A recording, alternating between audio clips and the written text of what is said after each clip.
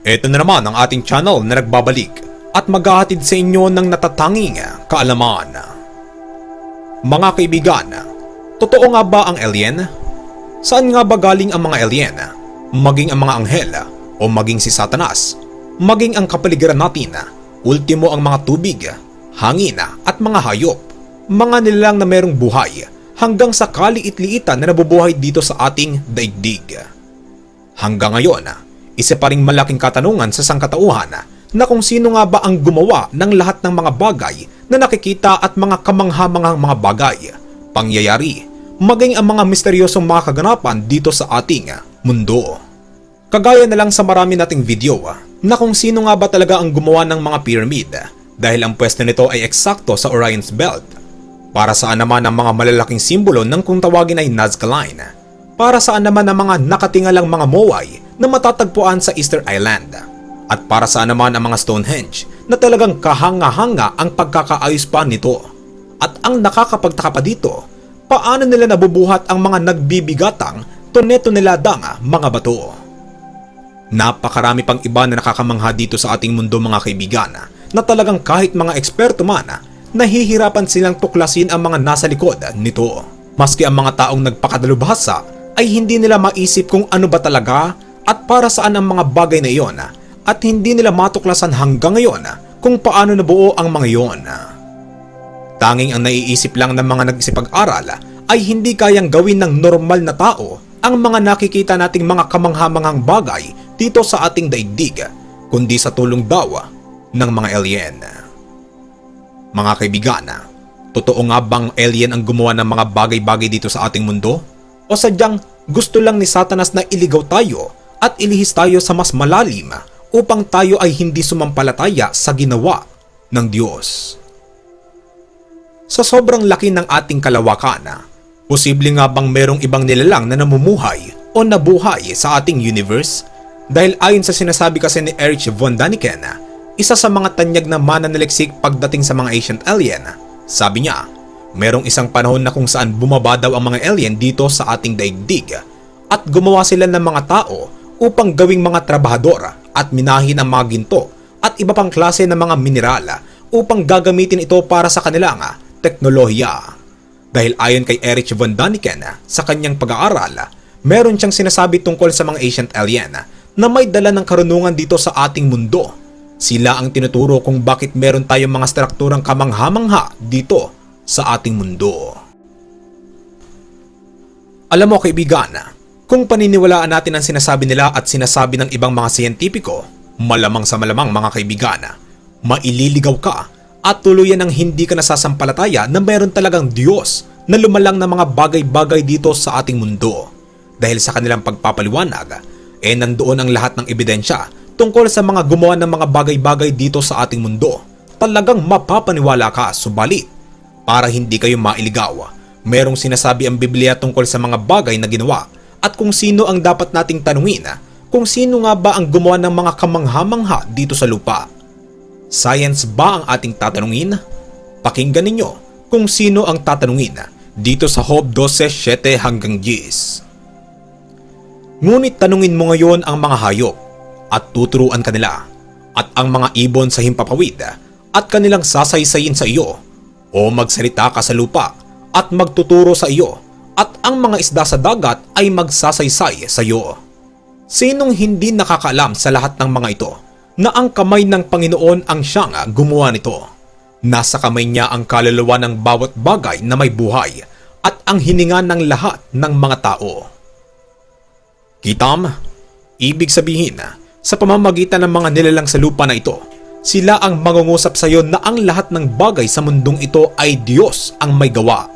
Subalit, bakit may ganitong alien na usapin at lumabas? Sino ang may gawa nito? Tanong, alien nga ba ang dumalaw sa ating planeta at gumawa ng mga bagay-bagay? O mga anghel na nilalang ng Diyos na sinasabing nagpabaya sa kanilang mga tungkulin? Sinasabi sa isang talata ng Biblia na ang mga anghel na iyon ay iniwan ang kanilang mga tahanan at kumuha sila ng mga asawa at mga anak na babae ng tao. Mas maganda, basahin natin dito sa Genesis 6:1 hanggang 2. At nangyari, Nang magpasimula na dumami ang mga tao sa balat ng lupa at mga kaanak ng mga babae, na nakita ng mga anak ng Diyos na magaganda ang mga anak na babae ng mga tao, at sila'y nangagsikuha ng kanya-kanyang asawa sa lahat ng kanilang pinili. Mga kaibigan, ito yung tinatawag nila na mga fallen angels na nagkaanak sa mga babae ng mga tao, at ang naging anak nila ay mga tinatawag na higante. Ganito naman ang sinasabi ng Genesis 6:4, basa. Ang mga higante ay nasa lupa ng mga araw na iyon, at pagkatapos din naman na makisiping ang mga anak ng Diyos sa mga anak na babae ng tao at mga kaanak sila sa kanila, ang mga ito rin ang naging makapangyarihan ng unang panahon ng mga lalaking bantog. Ibig sabihin mga kaibigan, may mga ibang pag-aaral ang mga scholar ng Biblia na hindi talaga ang mga alien ang dumalaw sa atin, kundi ang mga anghel. At sila din ang may gawa ng mga kamanghamanghang struktura ng unang panahon. Sa madaling salita, ang Diyos ang lahat ng gumawa ng mga bagay-bagay dito sa ating mundo at hindi ang alien. Alam mo, kung mapapansin mo, merong mga inukit ang mga sinaunang sibilisasyon ng mga larawan. Makikita sa mga inukit na bato na naglalarawan na ang mga tao noon ay naglilingkod sa mga higante na sinasabi na anak ng mga anghel. Dahil kung talino lang ang pag-uusapan mga kaibigan, alam na alam ng mga anghel ang mga bagay na karunungan dito sa lupa. Mapapatunayan naman yan dito sa 2 Samuel 14:20, basa.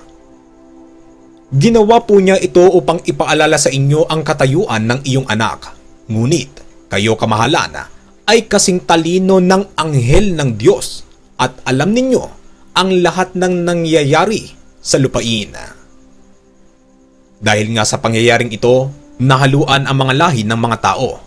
Ang ibang tao ay nagkaroon ng masasamang pag-iisip. Dito ay sinasabi nila, kaya nagpasya ang Diyos gunawin ang unang sanlibutan sa pamamagitan ng bahang gunaw, na ang tanging naligtas lang ay sila Noe at ang kanyang pamilya, at maging ang mga hayop na nakapasok sa daong na ipinagawa ng Diyos sa kanya. Hindi talaga ang mga alien ang mga nanirahan sa ating kalawakan, kundi mga masasamang gawa at mga panlilinlang ni Satanas, mga masasamang espiritu, mga nilikha ni Satanas upang ang mga tao ay mailigaw at imbis na maniwala na may Diyos na lumalang, sa alien mabaling ang atensyon. Ganito naman ang mababasa tungkol dyan sa Efeso 6:12. Sapagkat ang ating pakikibaka ay hindi sa laman at dugo, kundi laban sa mga pamunuan, laban sa mga kapangyarihan, laban sa mga namamahala ng kadilimang ito sa sanglibutan, laban sa mga ukol sa espiritu ng kasamaan, sa mga dakong kaitaasan.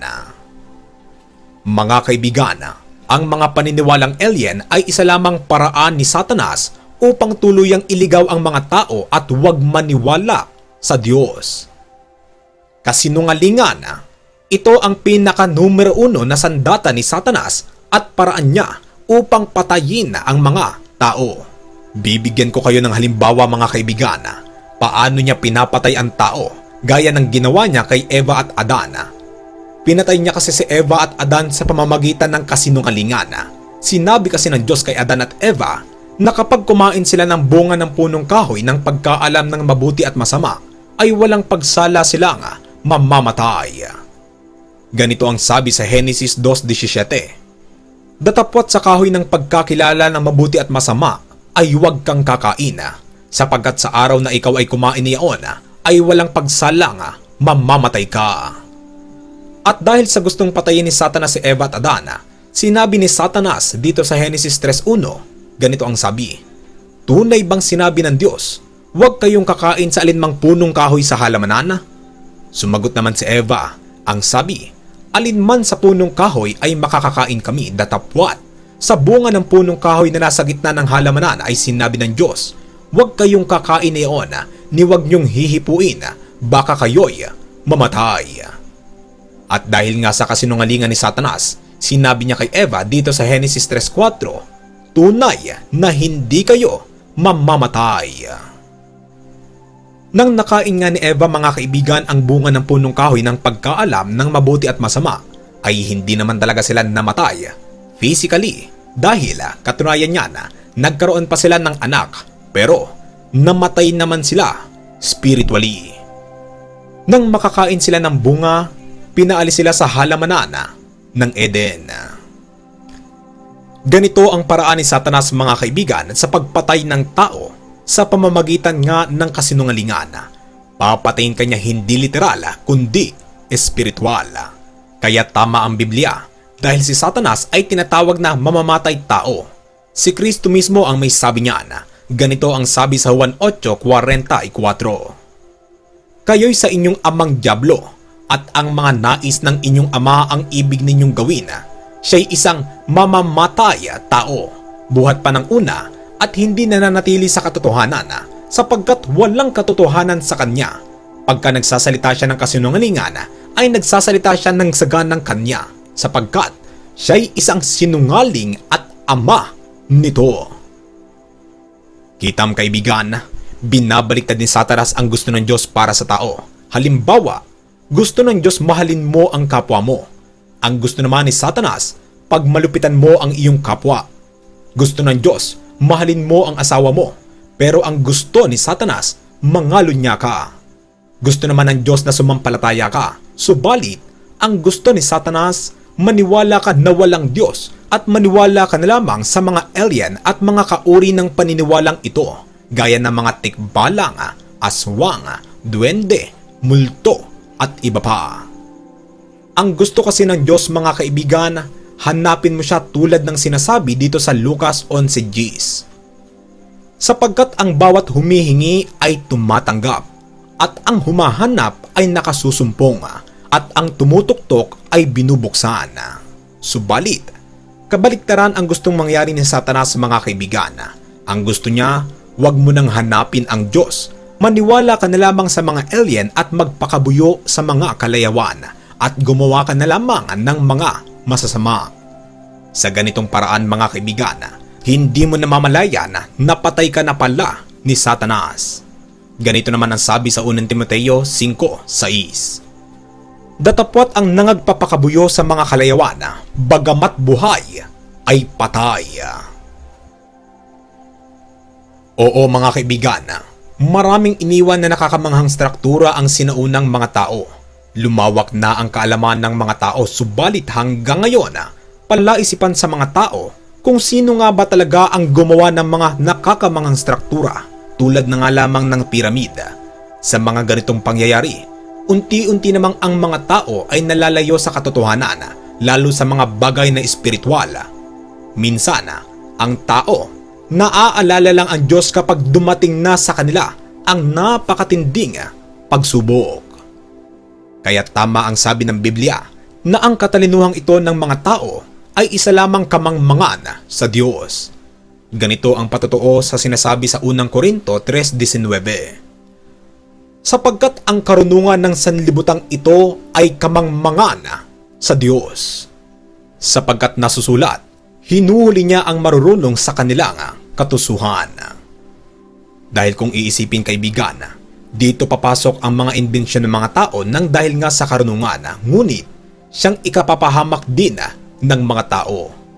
Tulad ng mga ginawa ng Diyos na siyang pinagkakamalan na gawa daw ng ibang nilalang o alien. Sa halip na sa Diyos sumampalataya na ang lahat ng mga bagay ay ginawa niya o ipinagawa niya, ang gusto ni Satanas, maniwala ka na lamang sa mga paniniwalang alien at ibang kauri nito ang siyang gumawa ng mga bagay na nakakamangha dito sa mundo. Ikaw kaibigan, matapos mong marinig ang lahat ng tungkol sa pagkakalikha ng Diyos sa lahat ng bagay, naniniwala ka pa rin ba na alien ang gumawa ng mga strukturang nakakamangha? O naniniwala ka pa rin ba na may alien? O tulad nga ng ating topic ngayon, panlilinlang lang ni Satanas ang mga alien upang maligaw ka kung ano ang totoo? Mag-comment ka lang kaibigan sa ating comment section at nais ko lamang pong ipaalam sa inyo na ang susunod nating tatalakayin ay ang panig naman ng kabila na meron nga ba talagang alien? Napatunayan natin biblically na kung sino nga ba ang gumawa ng mga bagay. Ngayon, scientifical naman ang ating isusunod na tatalakayin. Pero bago tayo magtapos mga kaibigan, meron po akong topic na tungkol sa mga alien. Iiwan ko ang link sa ating description box para mas lalo pa kayong maraming matutunan at mag-enjoy.